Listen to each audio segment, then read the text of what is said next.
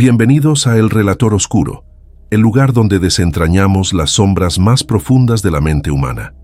Hoy estrenamos una nueva serie que los llevará al corazón de las mentes más perturbadoras de la historia. Análisis psicológico de los monstruos.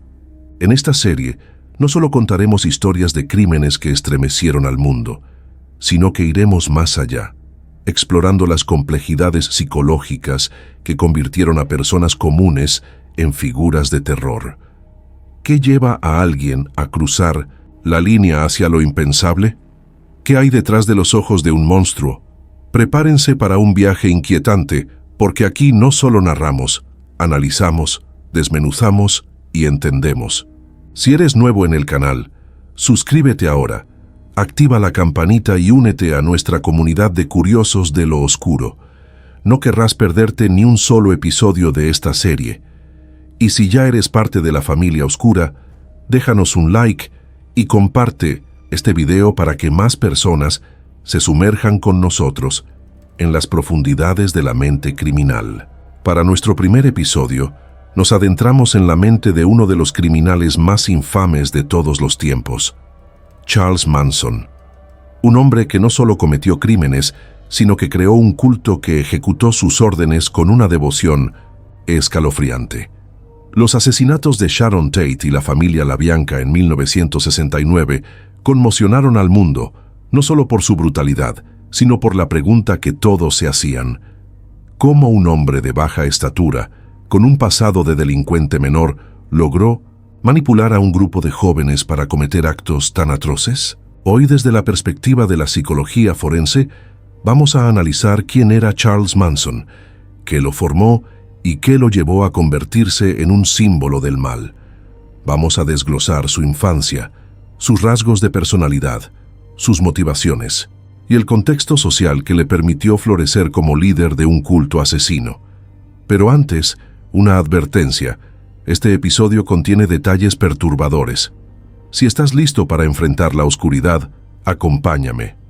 Charles Manson no nació siendo un monstruo, pero su vida lo moldeó para convertirse en uno. Para entenderlo, debemos empezar desde el principio, su infancia, marcada por el abandono, el rechazo y la violencia. Desde la psicología, sabemos que los primeros años de vida son cruciales para el desarrollo de la personalidad. Factores como el apego, el entorno familiar y las experiencias traumáticas pueden dejar cicatrices imborrables en la psique. En el caso de Manson, su infancia fue un campo de minas emocional que sembró las semillas de su futura conducta criminal. A diferencia de los niños que crecen con estabilidad, Manson nunca tuvo el dinero ni los recursos emocionales necesarios para construir una base sólida. Su mundo estaba definido por la carencia y el caos. Pero no nos adelantemos. Vamos a sumergirnos en los detalles paso a paso para comprender cómo un niño abandonado se convirtió en el líder de un culto asesino. Antes de empezar, quiero invitarlos a que se queden hasta el final de este episodio, porque no solo revelaremos los secretos de la mente de Manson, sino que también discutiremos cómo sus acciones reflejan patrones psicológicos que podemos encontrar en otros criminales. Si este tipo de contenido te fascina, no olvides dejar tu comentario al final con tu opinión. ¿Crees que Manson era un genio manipulador o simplemente un producto de su entorno? Vamos a descubrirlo juntos. Ahora, empecemos con el contexto que formó a este hombre, su infancia y las influencias que lo marcaron para siempre. Charles Mills Manson nació el 12 de noviembre de 1934 en Cincinnati, Ohio, en un entorno que desde el principio parecía destinado a la tragedia. Su madre, Kathleen Maddox, tenía solo 16 años cuando lo dio a luz. Era una joven problemática, con problemas de alcoholismo y una vida marcada por la inestabilidad.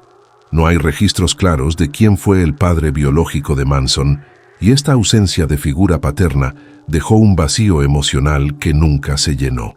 Desde la psicología del desarrollo, sabemos que la falta de un apego seguro en los primeros años puede tener consecuencias devastadoras. El apego, según el psicólogo John Bowlby, es la base de la confianza y la seguridad emocional. Sin él, un niño puede desarrollar una visión del mundo como un lugar hostil, donde la única forma de sobrevivir es manipulando o dominando a los demás. Esto fue exactamente lo que le ocurrió a Manson. Kathleen Maddox no estaba preparada para ser madre. A menudo dejaba a Charles al cuidado de familiares o vecinos, y en varias ocasiones lo abandonó por completo. Hay historias que cuentan que llegó a venderlo a cambio de una jarra de cerveza en un bar, aunque estas anécdotas son difíciles de verificar. Lo que sí sabemos es que, a los 9 años, Manson ya estaba en un reformatorio, acusado de pequeños robos. Su infancia fue una cadena de rechazos. Su madre lo abandonaba, los parientes lo trataban con indiferencia y las instituciones correccionales lo exponían a abusos físicos y emocionales. Desde la perspectiva de la psicología del trauma, estas experiencias tempranas crearon en Manson una profunda desconfianza hacia los demás, pero también una habilidad casi instintiva para manipular su entorno. En los reformatorios, aprendió a sobrevivir haciéndose notar, ganándose el favor de otros internos o incluso enfrentándose a ellos, siempre buscando una forma de obtener algo, ya fuera poder, protección o incluso un poco de riqueza en forma de influencia dentro de esos entornos hostiles. Desde la criminología, sabemos que los entornos institucionalizados como los reformatorios pueden actuar como escuelas del crimen. Para un joven como Manson, que ya había sido abandonado por su familia, estas instituciones no ofrecieron rehabilitación, sino un campo de entrenamiento para perfeccionar sus habilidades de manipulación y liderazgo. A los 13 años, Manson ya había escapado de varios reformatorios, cometiendo robos y pequeños delitos para sobrevivir. A los 17 estaba en una prisión federal por robo de autos. Este ciclo de institucionalización y delincuencia reforzó su visión del mundo. La sociedad era su enemiga y él debía ser más astuto para sobrevivir. Cuando Manson salió de prisión en 1967, a los 32 años, ya había pasado más de la mitad de su vida tras las rejas. Pero esta experiencia no lo rehabilitó. Al contrario, lo convirtió en un maestro de la manipulación. En las prisiones aprendió a leer a las personas, a identificar sus vulnerabilidades y a usarlas en su beneficio. Esta habilidad sería clave cuando, en el contexto de la contracultura de los años 60, comenzó a formar la familia Manson.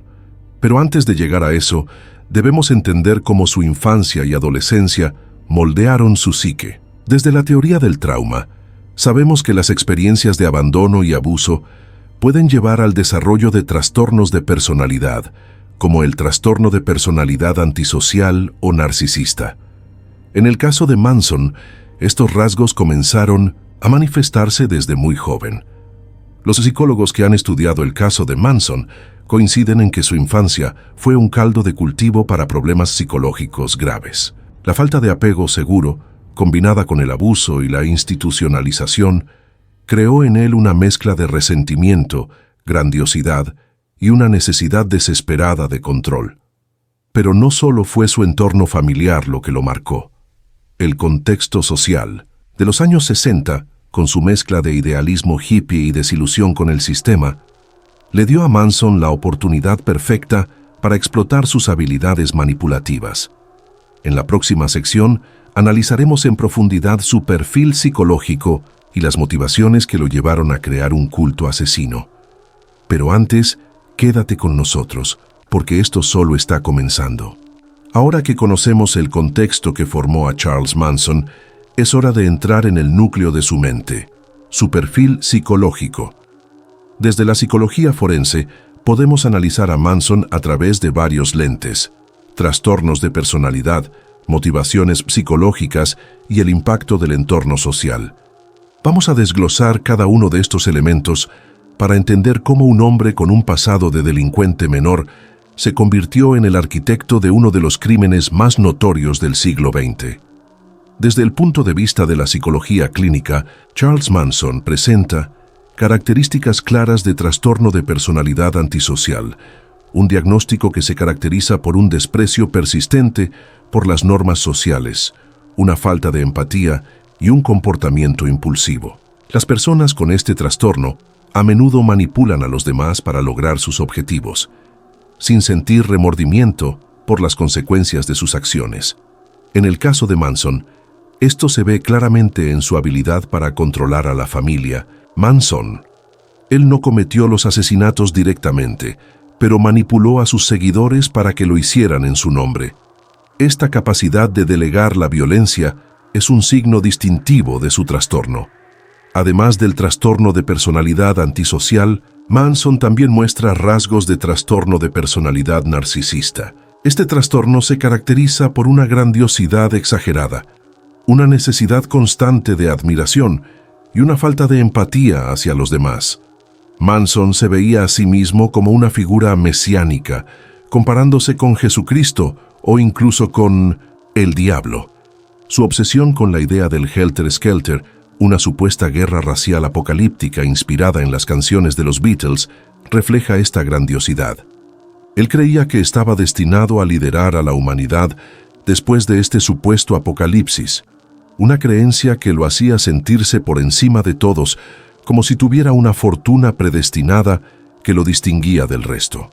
Pero, ¿qué motivaba a Manson? Desde la psicología podemos identificar varias fuerzas que impulsaron sus acciones. En primer lugar estaba su deseo de poder y control. Manson buscaba dominar a los demás, y lo logró creando un culto donde era venerado como una figura casi divina. Utilizaba técnicas de manipulación psicológica, como el refuerzo positivo, ofreciendo amor y aceptación a sus seguidores, y el refuerzo negativo, aislándolos del mundo exterior y creando miedo. Además, el uso de drogas como el LSD jugó un papel crucial. Las sustancias psicodélicas no solo amplificaban su carisma, sino que también hacían que sus seguidores fueran más susceptibles a sus ideas. Otra motivación clave fue su resentimiento contra la sociedad. Manson había sido rechazado toda su vida, por su madre, por las instituciones, por el sistema penitenciario. Este resentimiento se transformó en un odio profundo hacia la sociedad establecida, particularmente hacia la élite de Hollywood y la clase media. Los asesinatos de Sharon Tate y la familia LaBianca no fueron aleatorios, eran ataques simbólicos contra el sistema que Manson despreciaba. Desde la criminología, sabemos que los criminales como Manson a menudo proyectan sus conflictos internos en víctimas que representan lo que odian. En este caso, Sharon Tate, una actriz famosa, y los LaBianca, una pareja de clase media, eran símbolos de todo lo que Manson quería destruir. Pero quizás la motivación más inquietante fue su creencia en el Helter Skelter. Manson interpretó las canciones del White Album de los Beatles como profecías de una guerra racial que destruiría la civilización. Él creía que, al cometer asesinatos brutales, podía acelerar este caos y posicionarse como líder de los sobrevivientes. Aunque esta idea parece delirante, desde la psicología podemos interpretarla como una mezcla de grandiosidad narcisista y un posible episodio psicótico breve. Aunque no hay evidencia de que Manson tuviera un diagnóstico formal de psicosis, su desconexión con la realidad en ciertos momentos sugiere una mente profundamente perturbada. El contexto social también jugó un papel crucial. Los años 60 fueron una época de cambio, con una contracultura que rechazaba las normas tradicionales. Muchos jóvenes buscaban un sentido de propósito en movimientos espirituales o comunidades alternativas. Manson explotó esta vulnerabilidad, presentándose como un gurú espiritual. Sus seguidores, muchos de ellos jóvenes con historias de trauma o alienación, encontraron en él una figura paterna y un propósito. Desde la psicología social, esto se explica por el fenómeno del culto, un líder carismático que ofrece pertenencia a cambio de lealtad absoluta. Antes de continuar, quiero hacer una pausa para invitarte a que te unas a nuestra comunidad, Oscura. Si este análisis te está fascinando, no olvides darle like a este video, compartirlo con tus amigos y dejar un comentario con tu opinión. ¿Crees que Manson era un producto de su tiempo o un manipulador nato? Además, si quieres contenido exclusivo, como análisis más profundos o historias inéditas, suscríbete a nuestro canal y activa la campanita para no perderte el próximo episodio de Análisis Psicológico de los Monstruos. Ahora, sigamos. Desentrañando la mente de Manson. Desde la psicología forense, también podemos analizar cómo Manson seleccionaba a sus víctimas y controlaba a sus seguidores. Los asesinatos no fueron impulsivos, fueron cuidadosamente planeados para enviar un mensaje. La brutalidad de los crímenes, como escribir mensajes con sangre en las paredes, tenía un propósito simbólico: generar miedo y caos. Esto refleja un rasgo común en los líderes de cultos: la necesidad de crear un impacto duradero. En la próxima sección, concluiremos nuestro análisis explorando cómo estos factores se unieron para crear al monstruo que conocemos como Charles Manson. Hemos recorrido un largo camino en este primer episodio de Análisis Psicológico de los Monstruos. Desde la infancia rota de Charles Manson hasta su transformación en el líder de un culto asesino, hemos desglosado los factores psicológicos, sociales y culturales que lo convirtieron en una figura de terror. Pero, ¿qué podemos concluir de todo esto? Desde la psicología forense, Manson no es solo un criminal.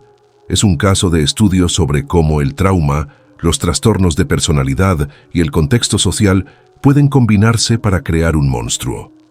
Charles Manson presentaba una combinación letal de trastorno de personalidad antisocial y rasgos narcisistas. Su falta de empatía, su habilidad para manipular y su creencia en su propia grandeza lo convirtieron en un líder carismático capaz de controlar a otros. Pero no actuó solo. La familia Manson, formada por jóvenes vulnerables que buscaban un propósito, fue el instrumento de sus crímenes. Desde la psicología social, sabemos que los cultos prosperan en entornos de desilusión, y los años 60 proporcionaron el escenario perfecto para que Manson explotara esta dinámica. Los asesinatos de Sharon Tate y la familia LaBianca fueron el punto culminante de la carrera criminal de Manson. Estos crímenes no solo fueron brutales, sino también simbólicos. Manson quería enviar un mensaje al mundo, que él tenía el poder de desestabilizar la sociedad. Pero, irónicamente, fue su captura y juicio lo que lo convirtió en una figura icónica del mal. Durante el juicio, su comportamiento errático y sus declaraciones provocadoras solo reforzaron su imagen como un monstruo. Desde la psicología, esto refleja su necesidad de atención y control, incluso cuando estaba tras las rejas. Pero el caso de Manson va más allá de los crímenes mismos. Su historia nos obliga a reflexionar sobre cuestiones más profundas. ¿Cómo puede una sociedad permitir que alguien como Manson llegue tan lejos? Desde la criminología, sabemos que la falta de intervención temprana en casos de trauma infantil y delincuencia juvenil puede tener consecuencias devastadoras. Manson fue un producto de un sistema que lo abandonó, primero como niño y luego como joven delincuente. Si hubiera recibido apoyo psicológico o social en sus primeros años, ¿habría seguido el mismo camino? Es una pregunta que no tiene respuesta definitiva, pero nos invita a pensar en la importancia de la prevención y la rehabilitación. Además, el impacto cultural de Manson no puede subestimarse. Su figura se convirtió en un símbolo de los temores de la sociedad de los años 60. El miedo al colapso de los valores tradicionales, a la contracultura que se volvía violenta y a la idea de que incluso los más vulnerables podían ser manipulados para cometer actos atroces. Desde la psicología social, esto nos recuerda cómo los líderes carismáticos pueden explotar momentos de crisis para ganar poder. Manson no solo manipuló a sus seguidores, manipuló la narrativa cultural, convirtiéndose en un ícono del mal que aún fascina a generaciones. Charles Manson murió en 2017, pero su legado sigue siendo objeto de fascinación. Desde la psicología podemos aprender mucho de su caso: cómo el trauma infantil puede moldear una mente criminal, cómo los trastornos de personalidad pueden amplificar conductas destructivas y cómo el contexto social puede dar poder a figuras como Manson. Pero también nos deja una advertencia: los monstruos no siempre nacen. A veces son creados por las circunstancias y las elecciones. Su historia nos desafía a mirar más allá de la superficie, a cuestionar cómo se forman estos monstruos y qué podemos hacer para evitar que surjan otros como él. Este es solo el comienzo de análisis psicológico de los monstruos. En los próximos episodios exploraremos otras figuras infames como Ted Bundy, Jeffrey Dahmer y muchos más. Cada caso nos ayudará a entender mejor las complejidades de la mente criminal y lo que nos hace humanos o inhumanos. Si este episodio te dejó con ganas de más, te invito a que te unas a nuestra comunidad. Suscríbete a El Relator Oscuro, activa la campanita y déjanos un comentario con tu opinión. ¿Qué otro criminal te gustaría que analicemos? ¿Crees que Manson era un producto de su entorno o un manipulador nato? Comparte este video con tus amigos y ayúdanos a crecer. Nos vemos en el próximo episodio, donde seguiremos explorando las sombras de la mente humana.